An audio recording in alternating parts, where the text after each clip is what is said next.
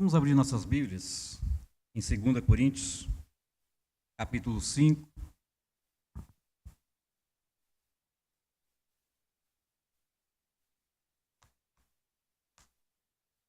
Versículos 21.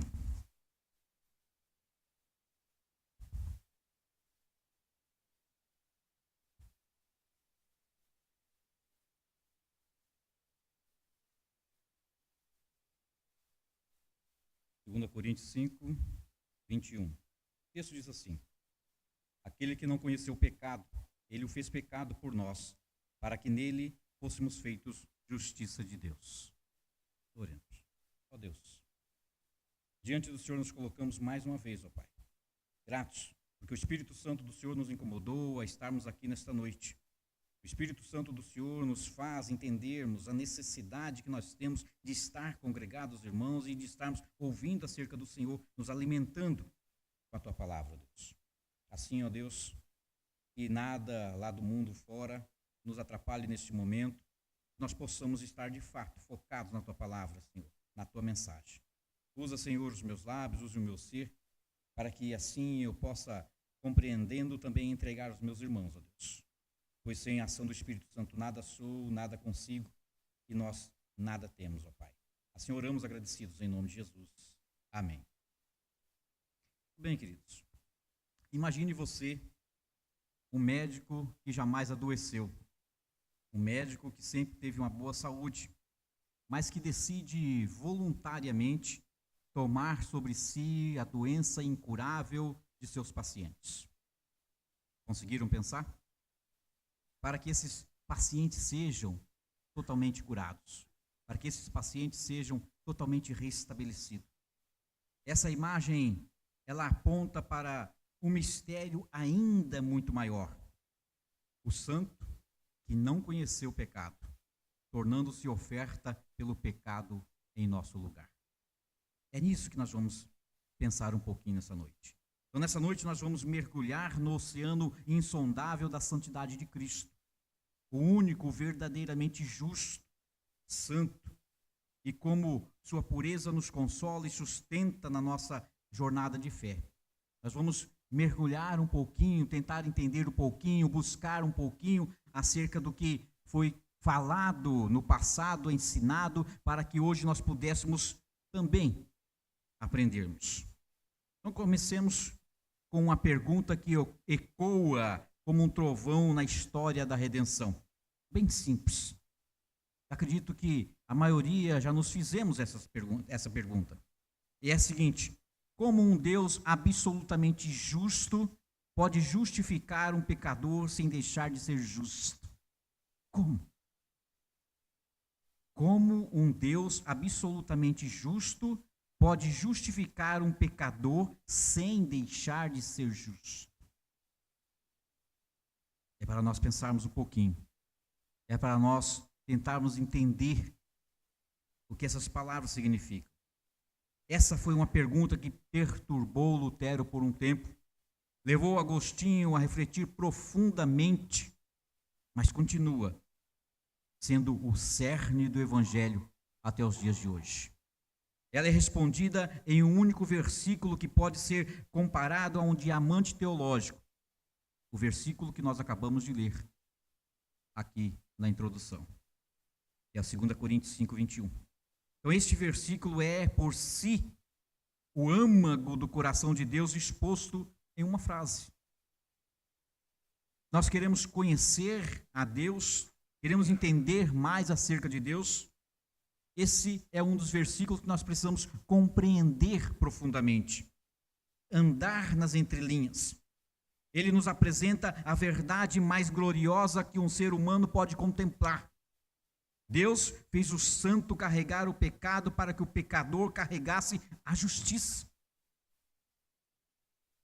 Você consegue imaginar essa troca? Consegue imaginar isso? Consegue imaginar a sua vida, a nossa vida, como era, como é, como essa vida foi transformada? E é aqui, neste versículo, que o Evangelho se distingue de qualquer filosofia, se diferencia de qualquer religião ou de qualquer moralismo. não somos justificados porque mudamos. Somos transformados porque fomos justificados. É diferente. É algo profundo. É algo que nós não conseguimos controlar. É algo maravilhoso e que nós precisamos compreender com mais profundidade. Então, portanto, neste momento, diante do Senhor, que é 3 vezes santo ou santíssimo, como nós falamos, cantamos, eu convido você a contemplar essa gloriosa troca comigo, a buscar entender da forma que eu também entendi, que eu compreendi, e que assim tentarei passar aos irmãos, para que juntos possamos compreender melhor acerca disso, mas não apenas intelectualmente. Eu convido você a fazer isso com o coração quebrantado, como quem olha para a cruz vazia, lógico, e vê nela a sua única esperança, e de fato, é a única esperança que nós temos. Sem a cruz vazia, a cruz de Cristo, nós não temos esperança alguma, sem sermos lavados no sangue do Cordeiro Santo, e a certeza de que Ele morreu e foi sepultado, mas vive, nós não teríamos a alegria que temos em dizer que somos cristãos, em termos a certeza de que no porvir teremos algo muito maior do que esse tempo de peregrinação que nós passamos por aqui. Ao final, nós voltaremos à pergunta que eu fiz aqui no início. Como um Deus justo pode justificar o injusto? E nós entenderemos pela graça de Deus que Ele fez isso sem corromper a sua justiça, porque Ele a satisfez em Cristo, seu Filho. E é isso que nós precisamos compreender. O consolo do cristão, então, está na perfeição de Cristo, não no seu próprio desempenho. Então, nós fomos aceitos em um Salvador que jamais conheceu o pecado. Nós vamos compreender um pouquinho mais a respeito disso. Aquele que não conheceu o pecado, conforme o texto nos mostra, já inicia dessa forma, aquele que não conheceu pecado. Cristo nunca experimentou o pecado. O texto original usa a palavra gnon, que significa experimentar. Ele via o pecado, mas nunca desejou o pecado. Nunca se inclinou ao pecado. Ele não pecou, e nós vamos entender algumas coisas aqui. Ele não pecou por comissão, ou seja, nunca quebrou nenhuma lei. Ele não pecou por omissão, ou seja, nunca deixou de fazer o bem. Ele não pecou intencionalmente, ou seja, sua mente sempre pura, seus pensamentos sempre puros. Nunca pecou por inclinação, seu coração de fato santo desde o ventre, conforme citado em Lucas capítulo 1, no versículo 35. Hebreus 4 também diz, foi tentado em tudo, mas sem pecado. Você consegue compreender isso voltando na época de Jesus, voltando na história, voltando no tempo, imaginar como seria naquela época, como foi naquela época, para alguém nascer, crescer, sem ser contaminado pelo mundo, pelo pecado, pelos desejos da carne e por tudo quanto é tipo de tentação? Consegue imaginar isso? E a palavra nos afirma que não existia um santo sequer sobre a terra. Porque se existisse, não haveria necessidade de Cristo. Não haveria necessidade do Deus se encarnar e vir humilhar-se no nosso meio, andar no nosso meio, para que se cumprisse assim as Escrituras. Então nós precisamos compreender essas coisas. A santidade de Cristo, então, é a garantia da nossa salvação. Você crê que Jesus era mais do que bom? Você crê que Jesus era de fato perfeito?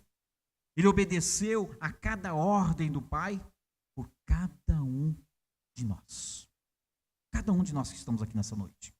De repente você pensa assim, eu vim porque não tinha o que fazer e tal, eu vim para o culto hoje. Vim ouvir a mensagem. Mas saiba você que por você mesmo você não estaria aqui hoje. Nós não estaríamos aqui nessa noite. E sim o Espírito Santo que nos incomodou um dia a olharmos e entendermos que somos pecadores, que necessitamos ser lembrados todos os dias que somos pecadores. E que assim também necessitamos estar na presença do Deus vivo todos os dias. E Ele está presente em nós. E isso nos faz entender a necessidade de prestar o culto a Ele, de estarmos reunidos, de louvarmos, de adorarmos, de engrandecermos o seu santo nome, de lembrarmos de tudo quanto foi feito e ensinado a nós desde a antiguidade. Entender que na eternidade, Deus trabalhou para que você tivesse vida e vida em abundância, vida eterna. Esse é o desejo do Pai. E é por isso que o Espírito Santo nos trouxe aqui nessa noite, para que possamos assim, certos de que Ele está agindo no nosso meio, certos de que Ele age em nós, nós possamos então amadurecer na fé e buscar a santificação também todos os dias. Adão caiu numa árvore, Cristo venceu na cruz, e também vem de uma árvore. Romanos 5 diz, pela obediência de um só, muitos serão feitos justos. Muitos serão feitos justos. Então Jesus viveu por nós antes de morrer por nós. Ele acumulou a justiça que agora nos veste. Quando você estiver fraco, lembre-se que Cristo vive em você. A justiça de Cristo vive em você. Quando você estiver fraco, você deve lembrar-se que naquela cruz, um santo foi entregue para que você pudesse se achegar aos pés do Pai. E lembre-se que quando nós somos chamados a estarmos na presença do Rei, nós precisamos estar preparados. Não chegamos de qualquer jeito.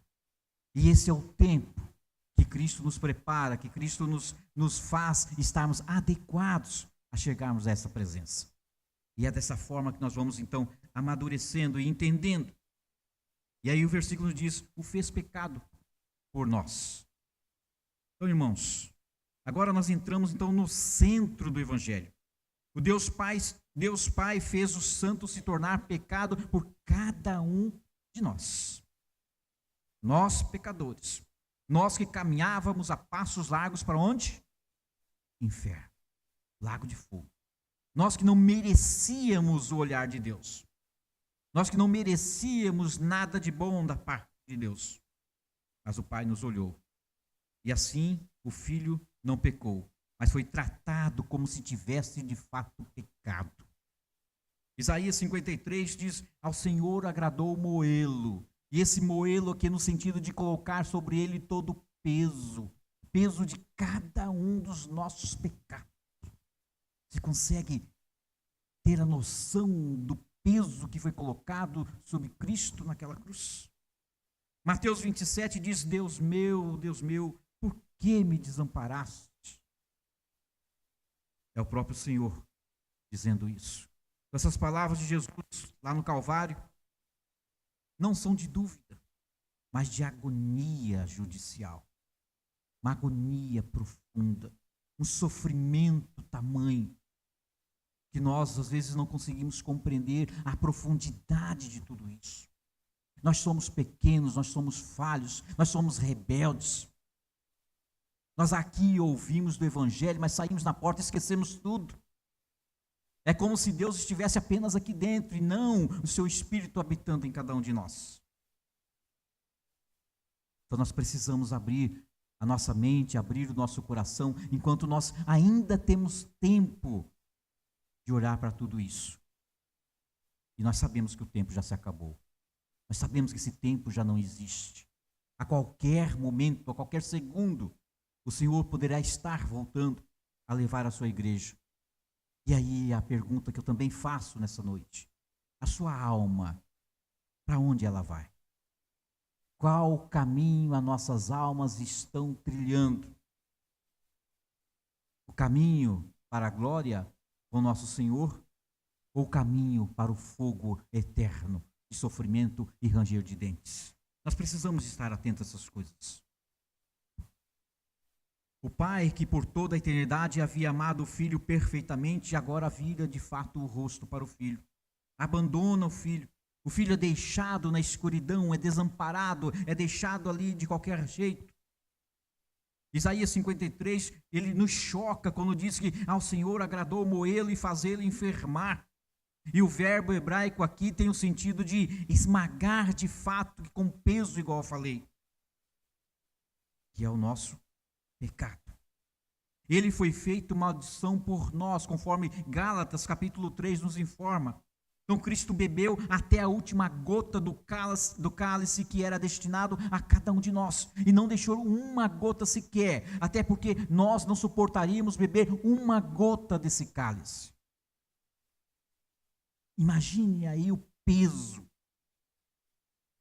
da ira de Deus sobre o filho ali abandonado naquela cruz, por você e por mim. Consegue compreender o tamanho do amor de Deus?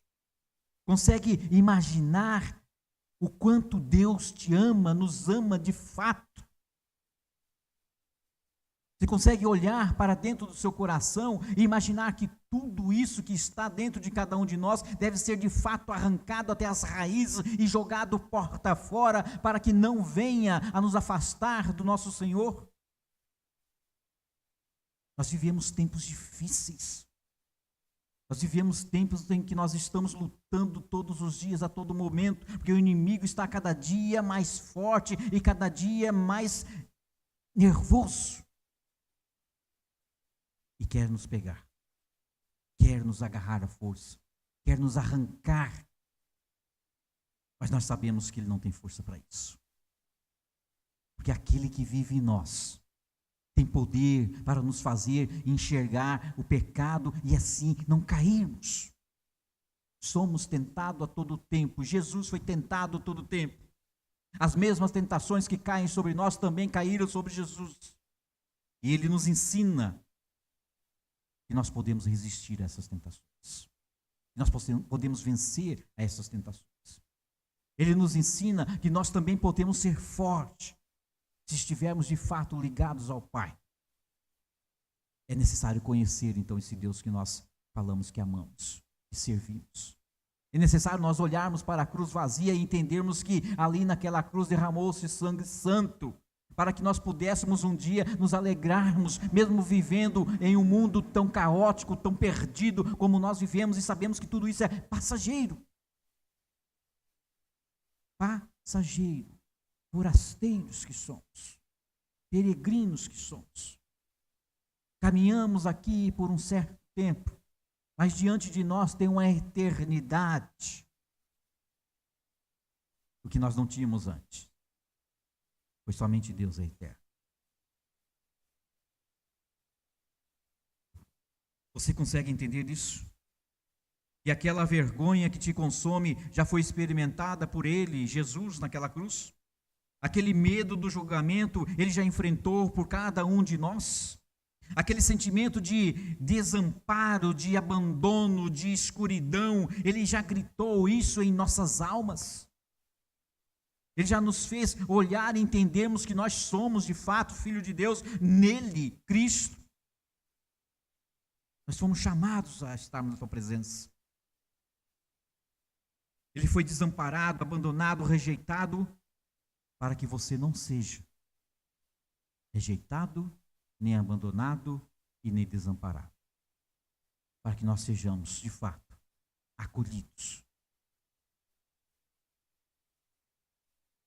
A cruz foi o Tribunal Supremo. Não foi o acidente. Não foi apenas o Marte. Foi o julgamento. Julgamento que cada um de nós merecíamos. Na cruz, o juiz eterno não ignorou os pecados nenhum, sequer. Não passou a mão na cabeça de ninguém. Não se compara à justiça que nós temos. Ele transferiu todos os pecados ao representante legal, Jesus. E sobre ele aplicou a sentença.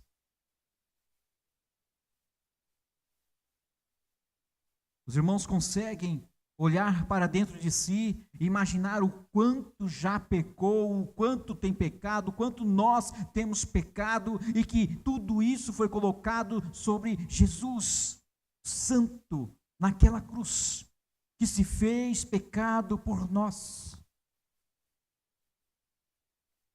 Consegue pensar, querido?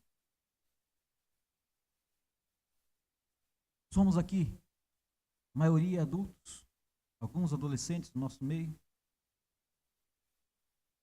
Será que nós conseguimos pensar nisso, imaginar isso? O sofrimento que foi lá naquela cruz?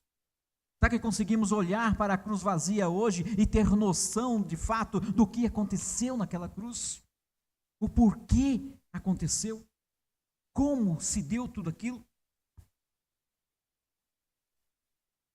Imagine o tribunal da eternidade. A sentença prestes a ser lida. Você está no banco do réu, nós estamos no banco dos réus. Mas antes que a pena seja proclamada, seja anunciada de fato, o próprio juiz se levanta, retira sua toga. Hoje, falar em toga está até perigoso, né? Retira a sua toga e desce da tribuna e diz: eu assumirei a culpa desse réu. Escrevam todos os pecados desse homem e dessa mulher na minha ficha, na minha capivara, ou como você compreender. Ou seja, onde anota tudo que você fez de errado. Tudo que nós fizemos de errado. Já pensou isso? Romanos capítulo 8 diz: Deus, enviando o seu próprio Filho em semelhança da carne pecaminosa e no tocante ao pecado, condenou o pecado na carne. Ou seja, condenou onde? Em Cristo. Em Jesus. Por mim e por você. Todos os pecados da igreja foram debitados em Cristo. Todos, todos, todos. Não somente os atos, mas as intenções, os pensamentos, os desejos mais ocultos dos nossos corações. E nós sabemos que somente Deus pode ler nossos pensamentos, conhece nossos pensamentos, conhece nossos corações, conhece aquilo que está lá, porque Ele nos formou, dele nós somos.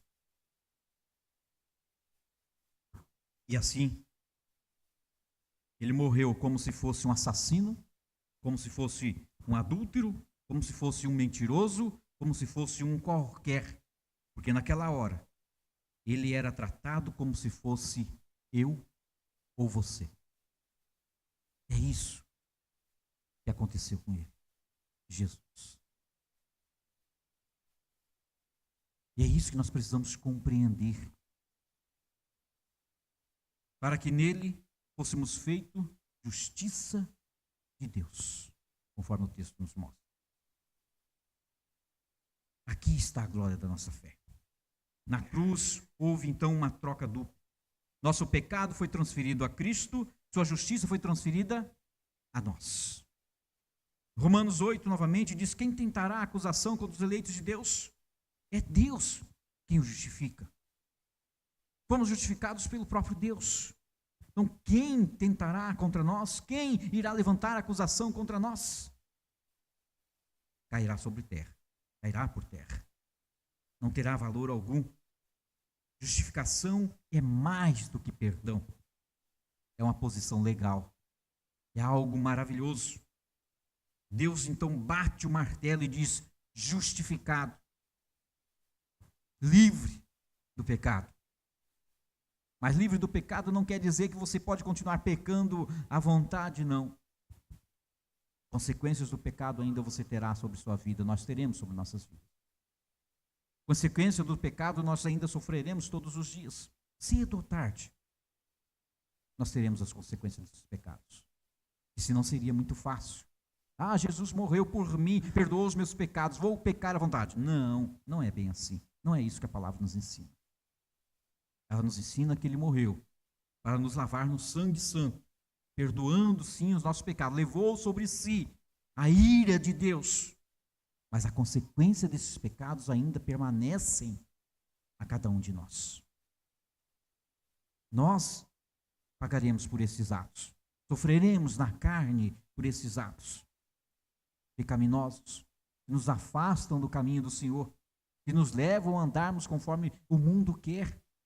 E veja que a cada dia mais o mundo está entrando em nossos lares, o mundo está entrando em nossas igrejas, o mundo está entrando em tudo quanto é canto que antes não tinha força para entrar. Quantos e quantos lares são destruídos todos os dias, porque deixou de olhar para Jesus. Quantos e quantas famílias são destroçadas todos os dias, porque Jesus não faz mais parte do convívio familiar.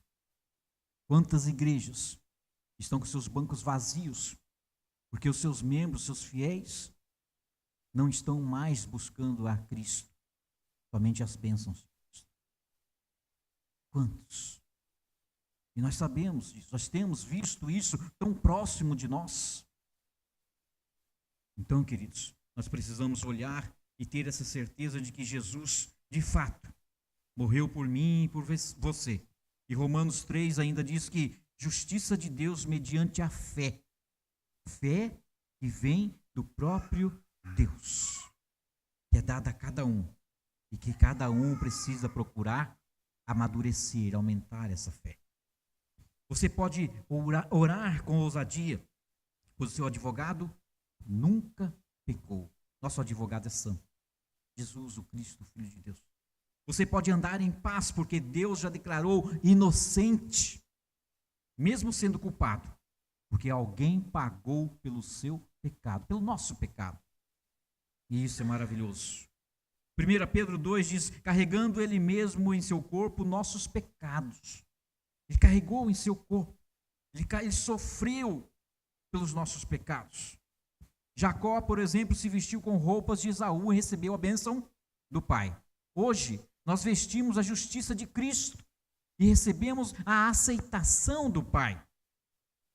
Vejam que algo que aconteceu lá no passado serviu de lição para que nós entendêssemos ainda hoje isso. 2 Coríntios 5,17, próximo daqui de onde nós lemos, diz, se alguém está em Cristo é nova criatura, ou seja, nasceu de novo, nasceu de forma diferente, nasceu para a vida. Se está em Cristo, se não está em Cristo, permanece condenado. Ranger de dentes, sofrimento eterno. Já imaginaram como é? Você pai, você mãe, avô, tio, tia, né? Você que tem filhos, netos, o que você deseja para a alma dos seus queridos? Deseja vê-los caminhando a passos largos para o inferno? Ou deseja vê-los caminhando rumo a Cristo, para a glória?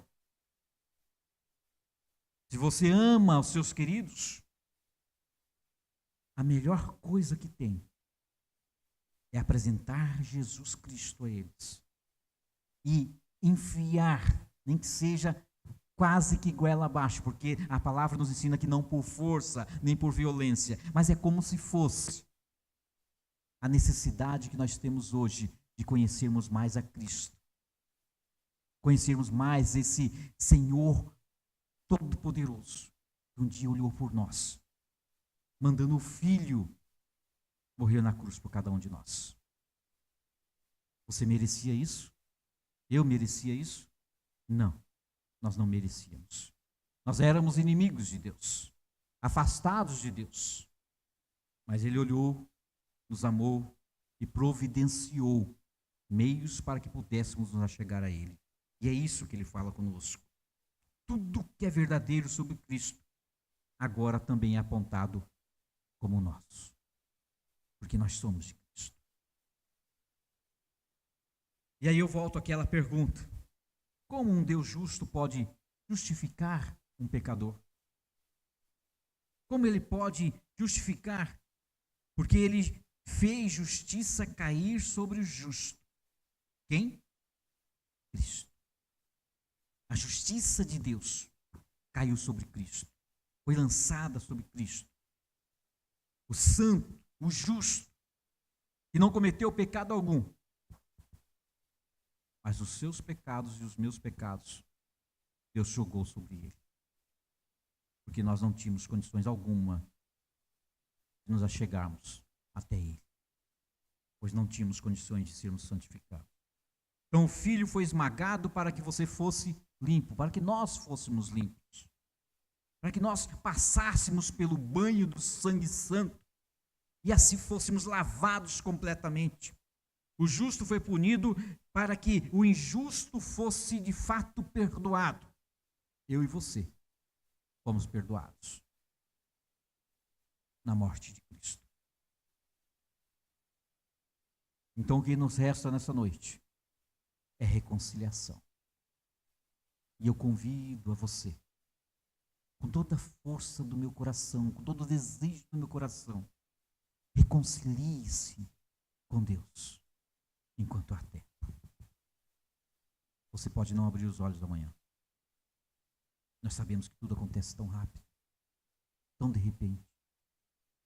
E quando vemos, já foi. Então, querido, reconcilie-se com o Senhor. Coloque diante dele. Derrame a sua vida diante dele. Chame seu filho, chame seu sobrinho, chame seu neto, chame todas as pessoas a se colocarem diante de Deus, a reconhecerem o Senhor como o Senhor de suas vidas. Nós nos perguntamos às vezes, mas como vou fazer? Eu não vou entrar arrastando ninguém no reino dos céus. Sim, de fato. Mas a nossa obrigação como pais, como avós, como tios, é anunciar e ensinar aos pequeninos o caminho do Senhor. Se a igreja voltar a cumprir com seu papel, nós teremos uma sociedade melhor daqui a algumas gerações, se o Senhor não voltar antes. Mas é necessário que a igreja volte a fazer o seu papel. Feche seus olhos. Coloque a sua vida diante de Deus nesse momento. Peça a Ele para que aplique essa mensagem no seu coração. Te mostre onde há a falha, para que você possa, assim, estar se dispondo a buscar a correção necessária. Ó Deus. Diante do Senhor, ó Pai, nós nos colocamos, certos de que o Senhor tem nos abençoado, certos de que o Senhor tem falado conosco todos os dias, tem nos ensinado. E assim nós buscamos no Senhor forças para que possamos continuar lutando neste mundo, ó Deus. Aplica, Senhor, a mensagem nos nossos corações. Fala conosco, Senhor, para que possamos observar onde temos sido falhos, para que possamos observar, ó Deus, onde temos cometido pecado, onde caímos nas tentações e não observamos, porque tudo tornou-se tão normal nos dias de hoje. Ó Deus, tenha misericórdia do teu povo, Pai. Povo que anda nesse mundo caótico, povo que busca as esperanças, muitas vezes em coisas que não dão esperança. Tenha misericórdia, Senhor. E que teu Espírito nos incomode ao olharmos para onde há de fato esperança, para onde há de fato força e poder, onde há restauração, renovo, ó Deus. Que o teu povo volte a olhar para a cruz, que se encontra vazia, Deus, simbolizando vitória, assim como o túmulo vazio também nos dá a certeza dessa vitória. Fala, Senhor, com o teu povo. Abençoe a cada alma que se faz presente aqui nesta noite. Que teu povo saia daqui pensativo, sim, nas tuas palavras. Seu povo saia daqui entendido acerca do amor, acerca da tua misericórdia, acerca da tua justiça e da tua santidade, Deus. Entendendo que o teu filho levou na cruz aquilo que seria nosso. Porque o Senhor nos ama, Pai. Assim nós colocamos diante do Senhor. Pedimos a tua bênção sobre cada um dos irmãos. Cada família aqui representada nesta noite. O Senhor nos leve em segurança aos nossos lares, ó Deus. Nos dê uma noite tranquila de restauração de nossas forças e de nossa saúde. Saúde espiritual, principalmente, Deus. Nós possamos olhar e entender que o Senhor está agindo enquanto nós descansamos. Que estejamos preparados para a luta do amanhã que pertence ao Senhor, Deus. E que assim sejamos de fato incomodados a pensarmos no Senhor como de fato é a única esperança para nossas almas, ó Deus. Ensina-nos a voltarmos a sermos igreja atuante no meio do teu povo, Pai, para que possamos ser diferença, de fato, no meio do teu povo. Ó Senhor misericordioso, colocamos diante do Senhor cada irmão, o Senhor que conhece as necessidades de cada um, cada enfermo, cada um que não pôde estar aqui nesta noite. Pedimos ainda a proteção e os livramentos do Senhor sobre aqueles que estão viajando, aqueles que estão trabalhando, aqueles que estão fazendo as atividades que o Senhor colocou para que fossem feitas, ó Deus. Abençoe-nos, ó Pai. Assim nós oramos agradecidos, em nome do teu Filho amado Jesus. Amém. Obrigado.